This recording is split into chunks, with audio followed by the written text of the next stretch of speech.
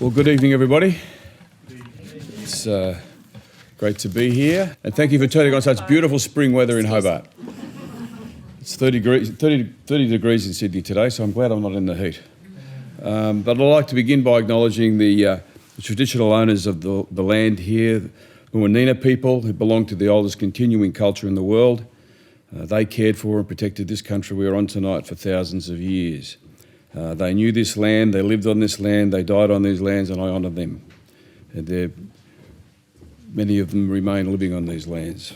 For these people, the area around Nipaluna, or Hobart, as we've come to know it in our for the last 240 years since the first boatload of unauthorised arrivals came to this country, and they called Mount Wellington Kununyi. I pay my respects to the elders past and present, and emerging, and to the Tasmanian Aboriginal community that continue to care for this country. They were and are people who know what it means to fight for peace in their own land. A struggle that is ongoing, and it always was and it always will be Aboriginal land. And I'd also like to extend my thanks to the Tasmanian Peace Trust for having an interloper from north down here. Thank you for the invitation, and I would also like to thank Jerry and Sally McGushan for their hospitality. And I can thoroughly recommend if you need a place to stay. And I've spoken to my family and we'll be back next week. So, yeah.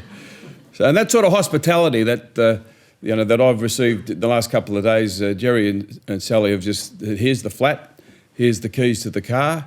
In lots of ways, it's the opposite to the sort of generosity of spirit that I think we need more of in the country. And I guess it's that quest for that sort of generosity that I sort of would tailor my remarks in today. Now, the idea is that I would speak for about the next 50 odd minutes or so, and then we'll have a Q&A. So is that agreed? So no one gets to the cup of tea unless we have a conversation. That's a human rights abuse. I'm quite prepared to inflict on all of you, okay? So that if we have a conversation, you need to talk to us. I like to start always with the original map of Australia, as it was, as I said, in 1770 and 1788. The diversity of that map, the reality of it is something that, to me, remains something that I think should be inspire awe in the rest of us, you know. I grew up in Australia, in New South Wales, in northern Sydney, and we were all told that Captain Cook discovered Australia. You know, we can relate to that, can we? Yeah. And as if people were living on these islands for 65 to 80,000 years. Now, some academics are saying it might be 120,000 years. You know, just waiting here for all those years for someone to come and discover them. And I have a cartoon on my wall at work that has the Christopher Columbus arriving in the New World in North America. And he's coming onto the shore, and on the beach there are hundreds of Native Americans, and the leader of the Native Americans steps forward and he says to Christopher Columbus, "Oh, thank God you're here. We were wondering what to call ourselves." And I think we can relate to that in Australia, yeah? Of course, in the United States, ever since then, they've been called Indians, who live nowhere near the subcontinent of India. I guess it's just a reminder that we stand on Aboriginal country, and there's a lot that we remain to learn from people like that, particularly at the moment, because if we look around the world, it's fair to say that we gather at a particularly difficult and uncertain point internationally. Brexit is seeing Britain sort of fundamentally cleft in two. Boris Johnson cancelled his parliament unlawfully. The Supreme Court forced his return, and if you saw the Queen's speech during the week on TV, it looked like she'd been forced at gunpoint to read out the Queen's speech, which has got not much chance of passing the Parliament. So the words and the reality sort of don't match. Donald Trump, of course, has for nearly 4 years no longer been allowed host of a bad reality TV show in the United States. He's now the brash, badly behaved president of the United States. And even the events of the last week with the situation we now see in northern Syria, which is an absolute, utter tragedy. So this time we're in globally is what the author Christos Tsiolkas describes as a time of willed ignorance. And I think social media and certainly cable TV, cable news feeds into that sort of willed ignorance. And it's a worry, because without truth and the value of truth and what the facts might be, peace becomes elusive. And whether it's in this country or internationally. The US president, as we know, has no fear of injecting racism, anti-intellectualism, misogyny, truth distortion, if it suits his needs or it looks good on the Twitter page. I, for my sins, follow Donald Trump on Twitter. Yeah, please don't. Yeah, I know. I'll Father Tate's here at the moment. I might see you for afterwards for penance, Father, I think, for that. But quite frankly, reconciliation. I think we need to listen to those who we find ourselves most objecting to. We have to understand where that comes from and not just be in a position where we condemn only. I mean, condemn, yes, but also try and understand it, because it's not just Donald Trump. If you look at over the course of the last number of years, besides Britain effectively rejecting their neighbourhood, in Europe you've had a wave of hyper-nationalist politicians have threatened the EU, whether it's Geert Wilders in the Netherlands, Marine Le Pen in France, Viktor Orban in Hungary, whose very extremist views were supported just last month by our Tony Abbott. In Brazil, you've got the Amazon burning down antics of Bolsonaro. And in the Philippines, there's a continuing war on truth, women and simple good taste from President Duterte. So it's not just in the United States. And in this country, of course, the emergence of one nation points to a shift to the right, a hardening, if you like, that echoes this international movement that seeks to put up walls between peoples rather than build bridges. All of which makes any serious discussion of peace with justice all the more relevant today, because it's more needed at the moment, but it's also more elusive. So tonight I'd like to just reflect on how we might, first of all, identify what the barriers are to that and how we might move to a better place. Father Frank Brennan, a good friend of mine, noted in a speech in Canberra a few years ago, discussing the charter for the Ballarat Reform League that was proposed on the 11th of November 1854. And he noted that within that reform process in Ballarat, in the goldfields, was a substantive precondition that, quote, equal laws and equal rights are dealt out to the whole nation. And this notion of justice for all, has been embedded in Australian aspirations for a long time, the concept of the fair go. But as Pope Paul VI famously said, if you want peace, you've got to work for justice. You've got to work for justice.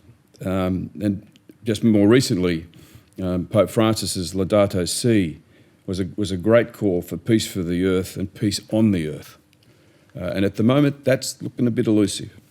So this need for equal laws and equal rights and for fairness and justice that produces peace for all, I would argue, is just as relevant today as it was to those goldfields in Ballarat in 1854, and to those who watched the tall ships enter Sydney Harbour on the 26th of January 1788, some 65 to 80,000 years into their sovereign custodianship of the Australian continent, its islands and its waters. So tonight I'd like to apply the scrutiny of justice for all and equality, particularly to the situation of Aboriginal people seeking justice and recognition in their own land, and to asylum seekers seeking dignified treatment on their arrival in Australia. Because in lots of ways, those first peoples of this country and the last to arrive are the modern-day canaries in the coal mine. About how you treat, you can tell the degree of civilisation in a society is dependent upon how we treat our most vulnerable. And by any stretch of the imagination, Indigenous peoples in this country fit that mark, and increasingly over our history, the last to arrive have as well.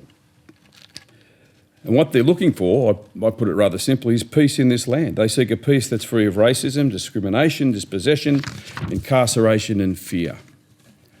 And out of that history, the aspirations of First Nations peoples, though, have been put so beautifully to the rest of the country at Uluru in May of 2017 in the statement from the heart, to the cries for freedom for those incarcerated for nearly 7 years in Manus and Nauru and now in Port Moresby. Their message is really simple. we human beings seek peace for ourselves, for our families, for our mob, and for our country. And yet in 2019, I put to you tonight that in Australia, from Uluru to Nauru, that peace remains elusive. It's something that we as a nation and a people are yet to achieve for those who are the first peoples on this land and those who have been the last to arrive.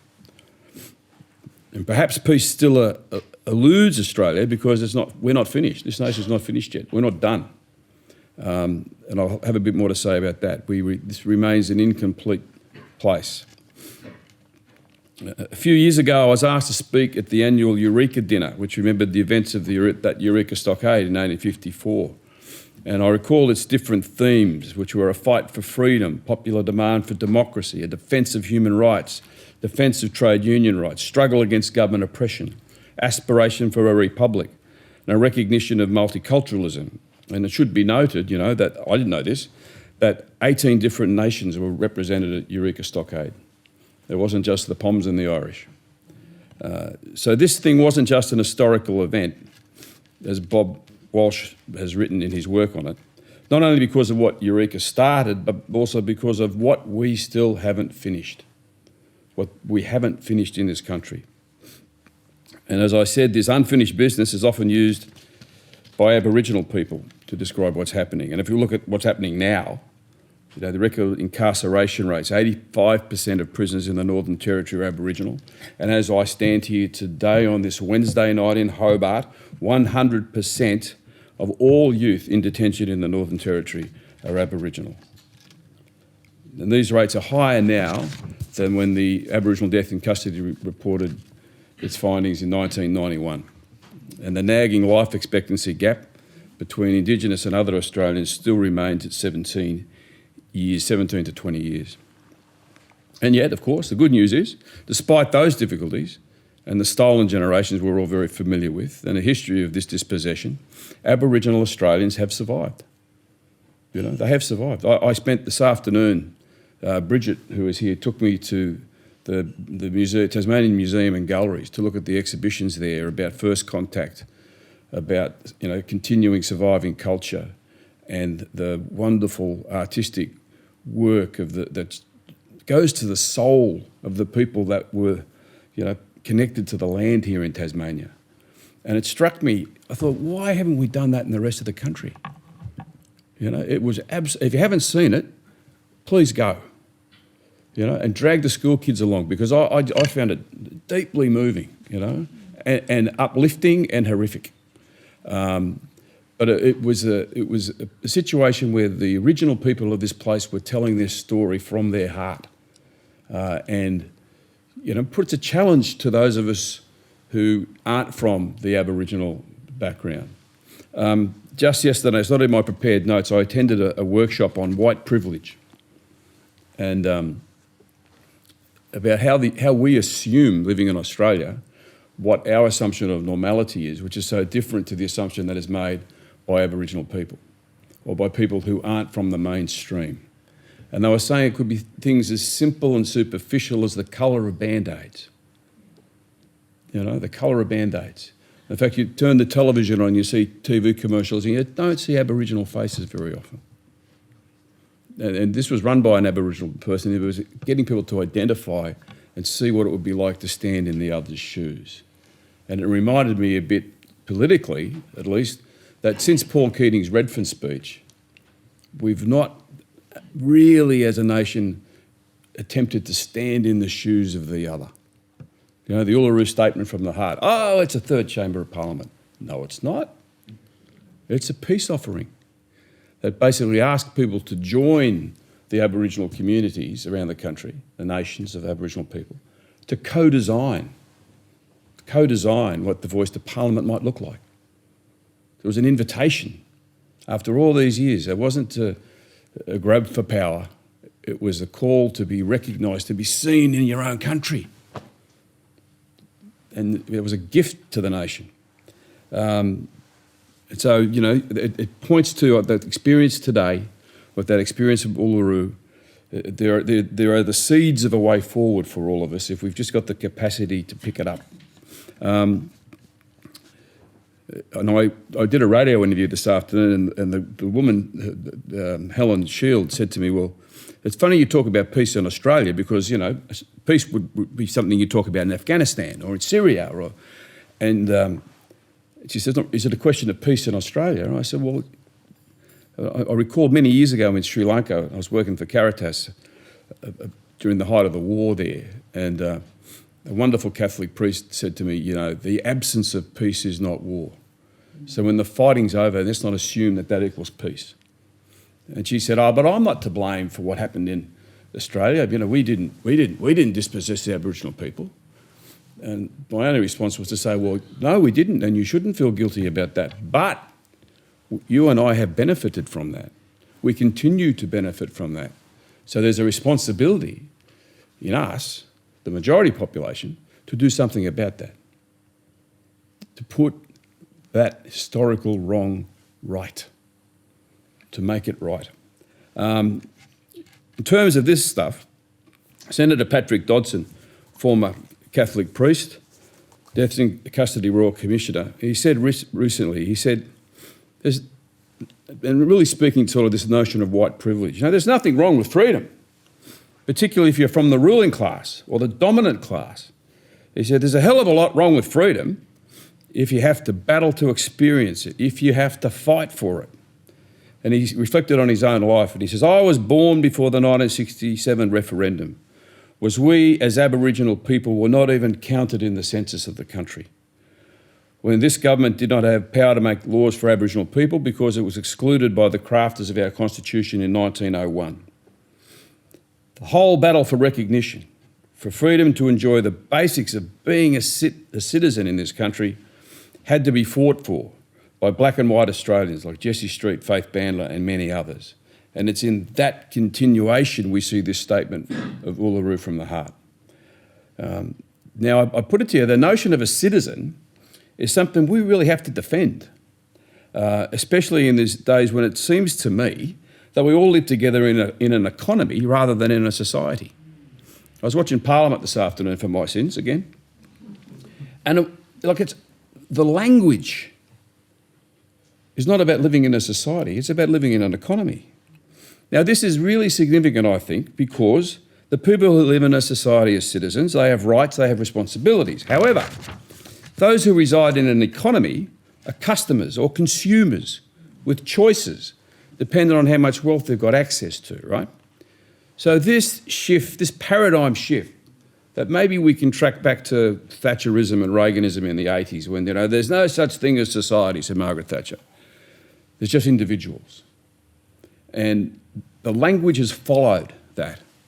So even simple stuff like this, if you travel on a plane, you're no longer referred to as a passenger, you are a customer. That's it, you're a customer. Customers flying to Sydney, please. Will you board now? Banks no longer provide services, they sell products. The other day I had to go and renegotiate part of a mortgage, my mortgage. Mr. Glendenning, we've got some wonderful new products for you. And what that was, he spun the computer around, and it was how he'd get his hand further down my pocket. And so, why is that significant? Well, if you don't provide services, you just sell products, how can you maintain the support for farming families on the land? You say, shut it down, it's not making a profit, mate. Once we get into this, we're just selling stuff. For those in my state who reside in a psychiatric institution, the language they have to use is they're no longer patients, they're no longer residents. What are they called? They're clients, So what are you purchasing? Could I have a 6-pack of bipolar disorder, please, with some fries on the side? Could I seriously have an anxiety complex with a Coke? Once we reduce down the humanity to its economic value, we have a problem, I'll put it to you.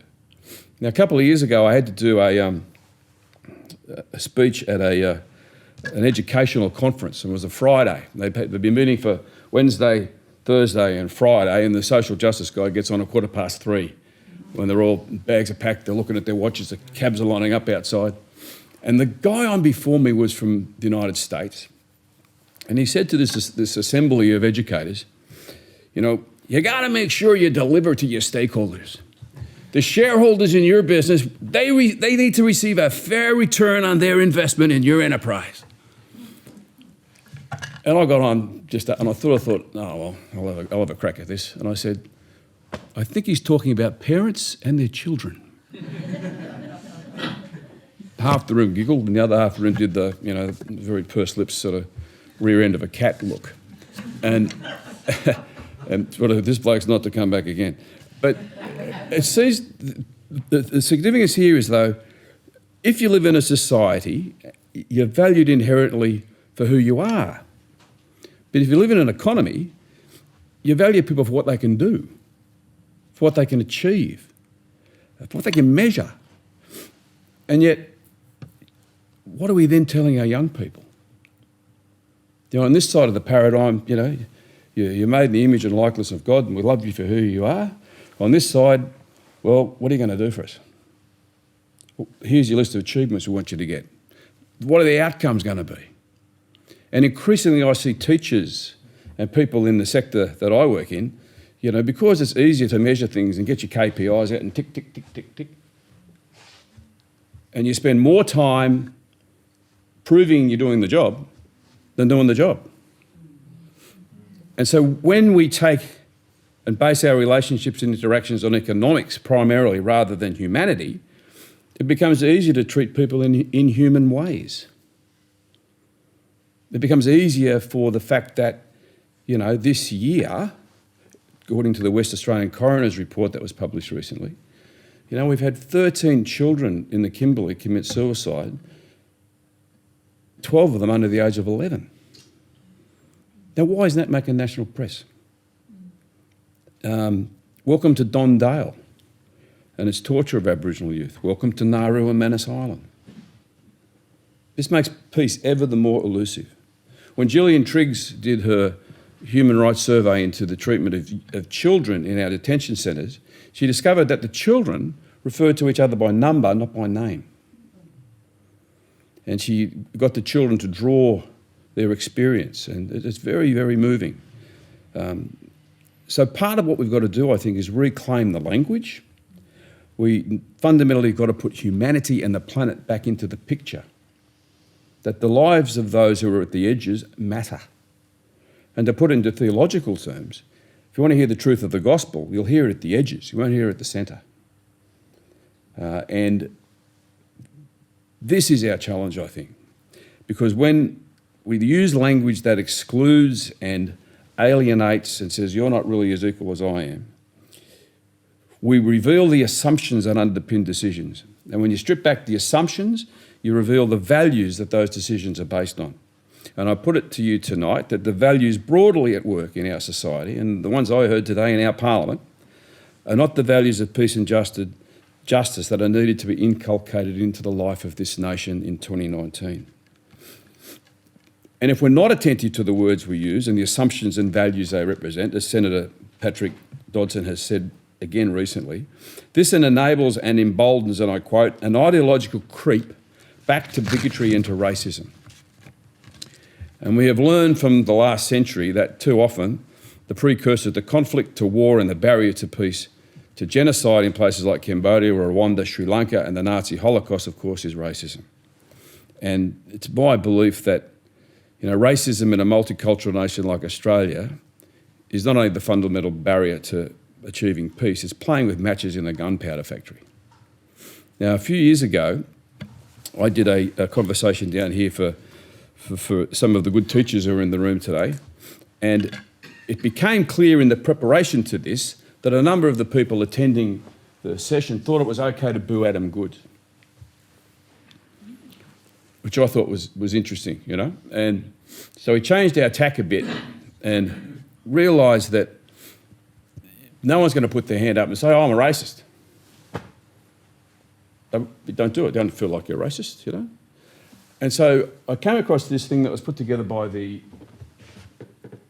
Anti-Defamation League. You might be able to see it, but I'll call it out. In the United States, post the Holocaust, it's saying, how the hell could this have happened? And I remember myself, I went to Rwanda not long after the massacre, and I went to a Catholic school where 50,000 people had been slaughtered. And they were a typical Catholic school from the outside. They were told to shelter there by their bishop, and for 3 weeks it was 9 to 5 killing. And I remember going from room to room and seeing a girl with a little T-shirt on in English saying, "I still believe in Santa Claus." And they'd limed the bodies so that they wouldn't decay. And from classroom after classroom after classroom after classroom, bodies were laid out on beds. And the guy that was the curator showed us one room where there was a coffin, a single coffin, it was his wife. And he took us to the next room and he said, "My 3 kids are in here, but I don't know which ones they are." And we walked away and I thought, we can never forget what we are capable of, as people on the planet, And so the way the Jewish community in the United States explained this was to develop this thing called they call it the pyramid of hate. And it says that starting at the bottom there are things of bias, so stereotyping, insensitive remarks, belittling jokes. I mean, who's heard someone say something racist in this room? Personally yourself, you've heard people say that, yeah? Okay. Who in this, well, don't put your hand up, who in this room has participated in a genocide? Yeah, good, no hands, great. We can continue. But they say that, okay, we've all heard those things, belittling jokes, not inclusive language, crossing the road when you see someone coming you don't want to talk to. And they say that then rolls over into individual acts of prejudice, bullying, ridicule, name-calling, slurs, dehumanisation, calling people by a number, not their name. And if that exacerbates into sort of active discrimination, economic, employment, educational discrimination, political, housing discrimination, segregation. So I was saying to Katrina before, I used to work in the Mount Druitt district of Sydney 1,000 years ago. And the young Aboriginal blokes that lived there in the biggest Aboriginal community in Australia worked out it was easier for them to go for a job application and say, well, they were from Malaysia, than to say they were actually Aboriginal people because of this level of discrimination. And of course that then rolls over into bias-motivated violence. We get assaults and threats and murders and arson, terrorism. And of course the next step is into genocide, which is the act to deliberately and systematically annihilate an entire race of people. So you say to the teachers, have you heard that? Yes. And you'd never want to participate in a genocide, would you? Oh no. But it's okay to do Adam goods. Because we have to own our role in this, I think. And it makes me think that people like ourselves tonight, school teachers, educators, young people, we're at the coalface of stopping this. Because you've got to stop it there. You've got to stop it, nip it in the bud. When we hear a racist joke or a racist description, we've got to nip it in the bud there, because that, if left to fester, ends up here. Does that make sense? Okay, so that's called the Pyramid of Hate, which is put together by the Anti-Defamation League. Now, David Irvine was someone who worked with us many years ago on a program called Let's Talk, which came out of the Northern Ireland peace process. And he was a wonderful Protestant ex-terrorist, bomb maker, who discovered the way of peace. And he became a great friend with Patrick Dodson, who was our other delegate, who was the ex-Catholic priest. So you had this terrorist bomb maker, David and Patrick, and David used to say to us when he met us, we were Catholics, he'd say, I used to like to kill people like you once upon a time, So, oh, great, have a beer. But he was a wonderful, wonderful person who spent 9 years in jail and used that time to say, the way I was brought up was wrong. I have to do something. It's an extreme example. And he came to Australia in 2004 to speak at the National Treaty Conference in Canberra. And he'd been observing race relations in our country. And he was walking around beforehand and he said, Phil, I'm so nervous. And I said, well, mate, why don't you just go over your notes? And he said, I'm not going to read to him, I'm going to talk to him. And he went out and the first lines he said were, I can smell racism. It doesn't grow wild in a field. It's tended in a window box. And he said, some of your politicians got very green thumbs. That was an aside. But he made it clear that racism was not natural to human beings. but something that's created, nurtured and encouraged. And so the point I'm trying to make here is simple, that in a world where peace remains elusive, the words we use count. Language matters. The Indigenous people who gathered at Standing Rock for their protests a number of years ago, they didn't see themselves as resistors, they called themselves protectors. In lots of ways, a lot of the young people that I saw at the various climate rallies around the country, they see themselves as protectors. They're trying to protect the planet. Whereas the city that I'm in, we have a couple of early morning shock jocks who think it's really great sport to bash up 16-year-olds. You out there, Alan Jones? And it's because it's a threat to that sort of status quo of power. And so here's these kids that led this. We had 80,000 people in the Domain in Sydney, and I know you had 22,000 here, which is that's about 1/10 of the population. That's amazing, fantastic. So, just quoting Patrick again, if this nation can't stand up for the weakest, the poorest, and those who are most vulnerable, including the planet, because of their race, their ethnicity, or their beliefs, then we become a very sad replication of what our democracy should be about. And so, in Australia, I put it back to you that the treatment of our First Peoples and the brutality that's been meted out to the last to arrive has been something that will be very difficult in the years ahead when my grandson comes along and says, "What were you doing then?" And I think within 10 or 15 years, a Prime Minister will rise in our Parliament and on behalf of the nation will make an apology to those people seeking asylum, particularly from places like Afghanistan, Iran, Iraq and Syria, for the treatment that's been meted out to them in our name. In the 17th century, Immanuel Kant proposed his Kantian injunction that he said, human beings are never a means to an end. They are an end in themselves. Now, it's my belief that those words echo loudly and boldly down the centuries in stark contrast to our treatment of asylum seekers and refugees. And I said again this afternoon in this interview that, we're blessed in Australia. We're maybe a bit cursed too, because most of us, under the age of 70, haven't got a clue what war is really like, what it does to your gut, what it does to your bowels, what it does to your soul. Now, I've been going to Afghanistan every year for the best part of the last 15 years. It's worse now than it was when we first went. But the sheer terror is something that most of us don't get. I'm going to show you a fairly graphic slide, which I make no apologies for, because it's the reality. This is a bomb that's gone off in Quetta. It's on the border of Afghanistan and Pakistan. And I know there's some gentlemen from Quetta that are in this town at the moment. And the Taliban have regularly gone and blown it up because Quetta is the town where the United Nations High Commission for Refugees have an office in Pakistan where people can register to seek asylum. You'll hear people say, why don't they come with papers when... You have to leave your country in order to seek asylum. You can't do it from within your own country. And so these Hazara people go over the border, which is right on the border, which is not observed by the two countries.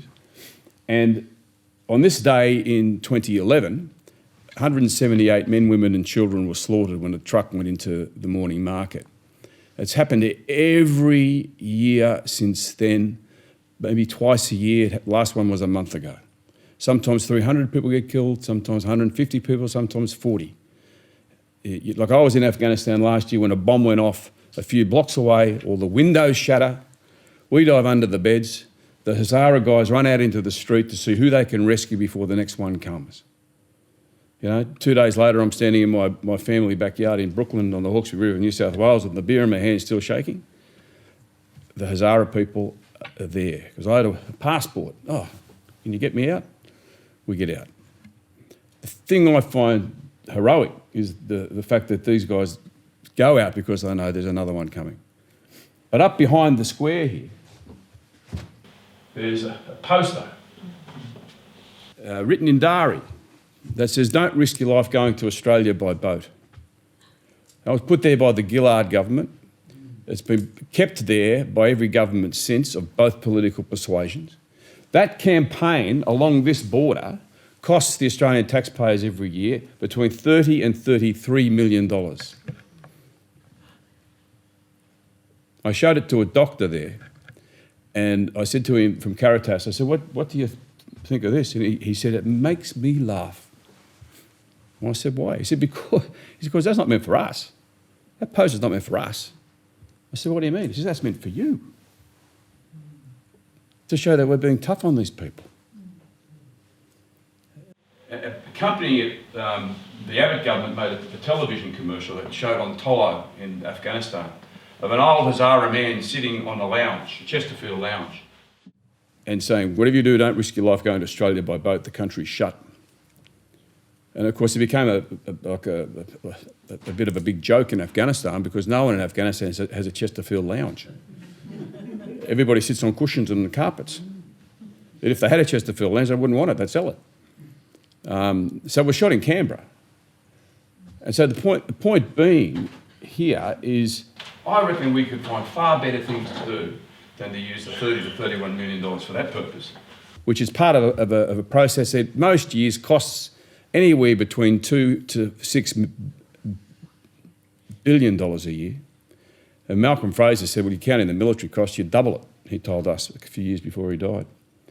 So the amount of money that we have spent to stop a tiny cohort of people coming here, when we possibly could have applied our minds to doing something different, working in the region. I'll talk a bit more about that shortly. I think this gives rise to why we'll need an apology in the years ahead. At Edmund Rice Centre, we know a young man that we've worked with, and a number of you have here too. One morning he was preparing to see that the government was banning all boater roles from ever coming to Australia, so he got up and he swallowed a bottle of sleeping pills. Now he's one of 30,000 asylum seekers we have in the community without rights or resolution to their cases. He survived, but the hope that sustained him, that's the bit we're finding very difficult to enable them to hang on to. And I've got to say, the work we've done in Afghanistan was tracking people who had been here and who were deported. And up to 31 of those people had died. Which flies in the face of our history, because since 1946, we've resettled in this country just under 1 million people. And they've made a great contribution to our country by any measure.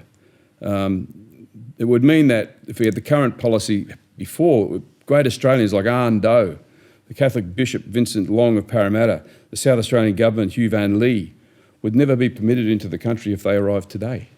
Refugees like Gus Nossel, Victor Chang, Frank Lowy, Dr. Karl Kruszelnicki, the 2017 Australian of the Year in New South Wales, the Sudanese Deng Adut, and hundreds of thousands of hard-working people have been nothing but a positive for the country. Someone said to me the other day, oh yes, but they weren't Muslim. They weren't Muslim. But of course, if you think of our history, we used to have discriminated against the last ones to arrive, with the first people and the last to come.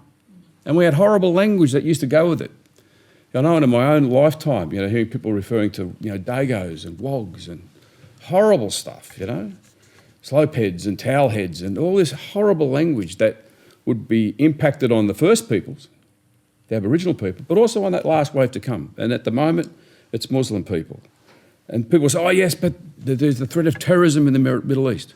Do you know how many people who have come to this country by boat have been found to have a terrorist background for the last 40 years?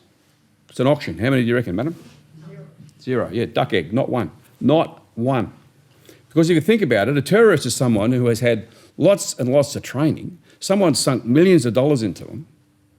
They're hardly likely to get into to take the risk of finally getting to somewhere in Indonesia, jumping in a boat that won't make it, with pots and pans in one hand and babies in the other. See, logic has to be reapplied to the space in this country to say we have to do things better. And yet, our history tells us we could do it better.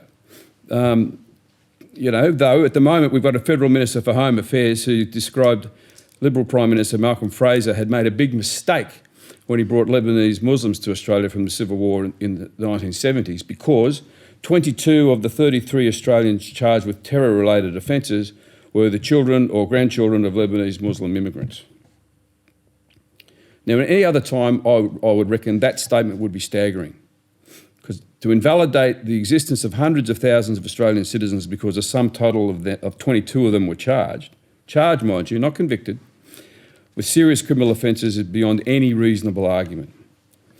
It's not so much a dog whistle as a dog trombone. And similarly, the recent Medivac legislation, which has enabled more than 120 people to come to the country to receive medical attention who are otherwise being neglected. The doctors look after the medical care. The same minister who's now attempting to have the legislation repealed because it will start up the boats again, has in fact been using the legislation on a daily basis to approve the transfer of people. And just today, he blocked an Iranian man coming because he had question marks about his security risk and his criminal background, proving that the legislation works. So he's used the legislation to say, no, you can't come in because we're concerned about your background, a power that previously wouldn't have existed. So this whole business about the Medivac legislation needing to be repealed is actually another stunt. And yet, if you look at the work that Malcolm Fraser did, and Bob Hawke's government too, in support for refugees, particularly after the Vietnam War, Fraser and Bill Hayden demonstrated clearly what the country really requires at the moment, and it's leadership. Former Fraser government minister Ian McPhee just last month said he felt outraged at the inhumane treatment of asylum seekers from the Howard government onwards.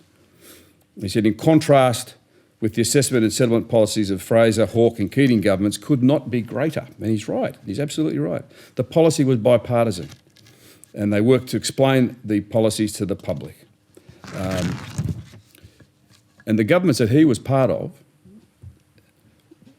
led the world in helping 2.1 million people resettle around the world between 96 and 83. It wasn't a mistake. They made a decision to help people before they got in a boat. So you went to the region and you picked people up and you brought them to Australia and you enabled others to resettle right around the planet.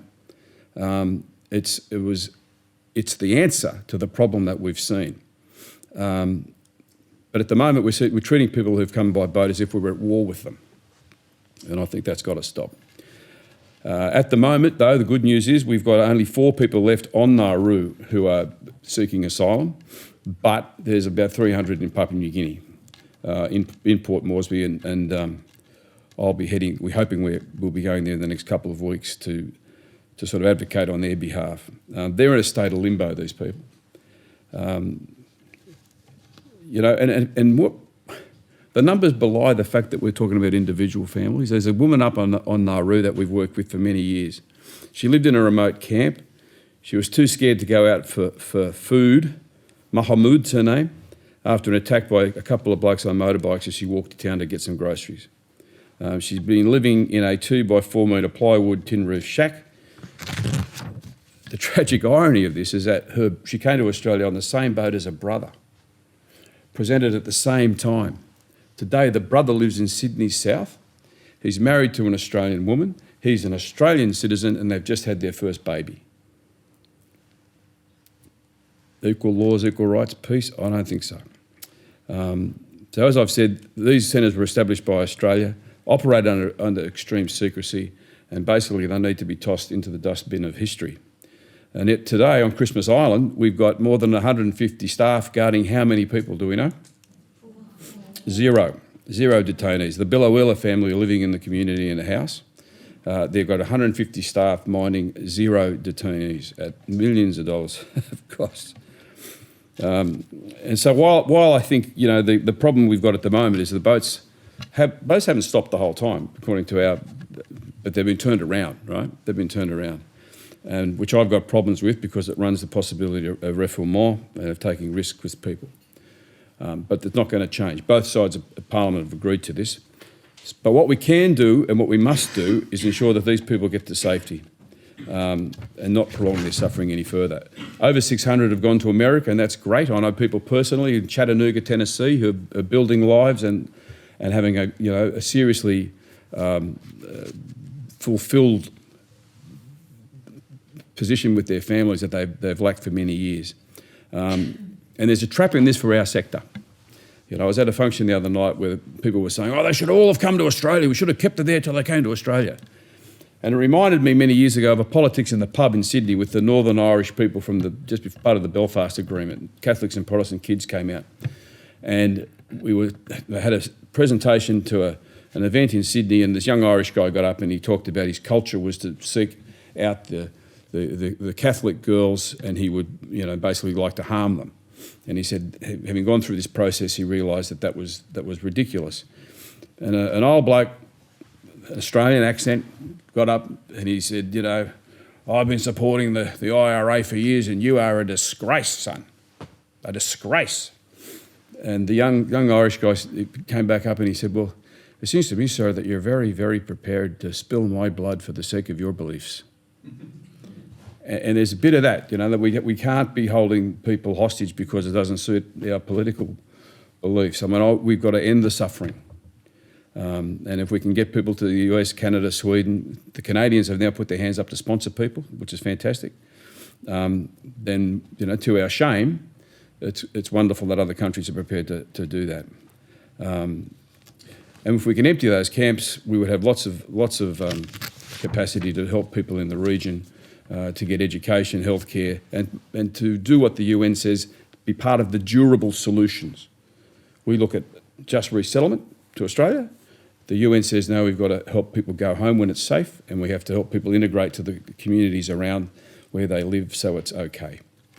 Because at the moment, we've got about 68 million people who are displaced internationally, 25 million of them are refugees. It's ridiculous to think, someone accused me of today, that you want them all to come to Australia. Well, of course not. But we should do more than we are currently doing. And if we were doing what that pinko crypto socialist Robert Menzies and his gang were doing back in the 50s, we would be bringing in at the moment about 50,000 refugees. Certainly our policy at the Refugee Council is we should be bringing in 30,000 as an absolute minimum. Look, I'm going to just skip through here because I don't want to keep talking at you for too long, but I want to just say that I think part of this reason we've done this, that cruelty has become an option, is because Australia, we're yet to sort of come to terms with the sins of our history. Unlike similar nations with similar histories, the US, Canada, New Zealand, Finland, Australia has no treaty with our First Nations peoples, no agreement. There's no declaration of the truth in the Constitution. And without it, I would suggest there's no lasting peace in our hearts. To paraphrase Henry Reynolds, who I know spoke here not long ago, that quiet whispering in our hearts will not be quietened until that fundamental justice is achieved. And I think the beginning point for putting all this to rights, and what offers us some hope, is if we are open to listening to those who have for too long been suppressed or been hidden. Or as Arundhati Roy says, you've got to listen to the grasshoppers. And the grasshoppers are the people that should be crushed under your foot and exterminated easily. In our context, I think historically that's been Aboriginal people, and in recent years it's been the treatment of refugees and asylum seekers. So I came across a poem penned by a young Iranian asylum seeker who scrawled this on the wall of an Australian detention centre. He'd spent years in mandatory detention. He committed no crime. And he wrote this: I do not know what will happen when I die. I don't want to know. But I want the potter to make a whistle from the clay of my throat, and for that whistle to fall into the hands of a naughty child, and for the child to blow on that whistle with all the silent and suppressed air in his lungs, so that it may disturb the sleep of those who are dead to my cries. So I think tonight we must proclaim to that asylum seekers and to all those others who seek protection, who have been met by cruelty, that we are not dead to their cries. And we must never be dead to their cries, no matter what the limits or blindfolds or the language of the domestic political debate. Nor can we be dead to the cries of the First Nations people of this country who seek peace in their own land. The voice to Parliament needs to be enshrined in the Constitution, so it cannot be changed at the whim of another government. The ongoing focus needs to be on the bigger demands of the Uluru Statement, truth-telling and an agreement-making commission, and a commitment to co-design the way forward. And it's not the time to be silent. Martin Luther King once famously said that silence is betrayal, and that we begin to die the day we are silent about the things that matter. These people matter. The British journalist Laurie Penny was writing in the New Statesman, and it really struck me as something that was applicable to Australia. He was talking about Europe. And he said, the greatest threat to our way of life is not migration. It's not the movement of people. Migration does change society, although far less so than, for example, technology, economic austerity, escalating inequality, globalisation or climate change, and I would add Donald Trump's Twitter account. But the greatest threat to our way of life, if there's ever been such a thing on this vast and varied continent, is not that someday you and I might be sitting on a bus and hear somebody speaking Pashto or Tingriya or Dari or Arabic. The threat is that we will swallow the public narrative, that immigrants, people from non-European countries, our own Indigenous people, are somehow less human than the rest of us, that they think and feel less, that they matter less. He said Europeans are quite capable of sitting calmly in the bubbling water of cultural bigotry until it boils away every shred of compassion that we have left. That's the real threat to our way of life. I often say to young people, never let somebody tell you that compassion is a form of weakness. In fact, compassion is our greatest civilising strength, and it's about time that we started playing to that great strength and mobilise it. And history tells us this is not idealism. I'm going to wrap up now for you, though. No one would have believed you in the 19th century if they told you that one day women would get the vote. All the women in this room, you voted all your life. Thank God.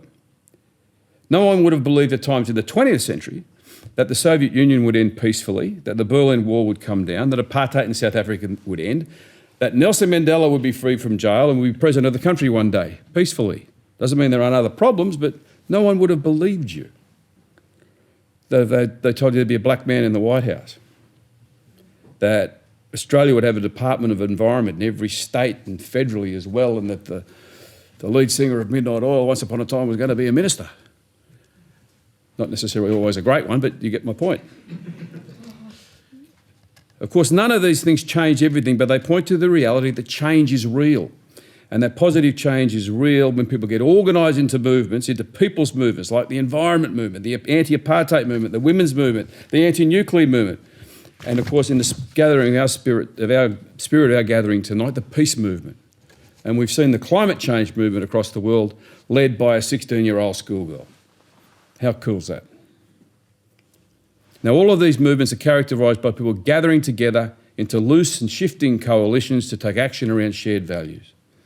As Martin Luther King said, and Barack Obama used to quote him a lot on this, he said, the arc of history is long, but it bends towards justice. What he didn't say, however, is that the arc needs people to do the bending. That's our task. That's where we pick up the clay whistles and blow them like blazes, and it's our challenge. But if we get it right, then for those that come across the seas, we do in fact have boundless plains to share. And justice for Indigenous Australians will be formal and will be substantive. First Nations people and the truth of our history will be recognised in our Constitution, and there will be a treaty or a series of treaties. And I look forward to that day when we acknowledge that history happened here, when equal laws and justice for all are a true lived reality in the hearts of our first peoples and the last to arrive, and indeed all of us who call this continent and its islands home. A reconciled, egalitarian nation at peace under this Southern Cross is elusive, but the good news is that it still remains ours to achieve. May you all get hold of a clay whistle on your way out. Thank you. Okay, for now.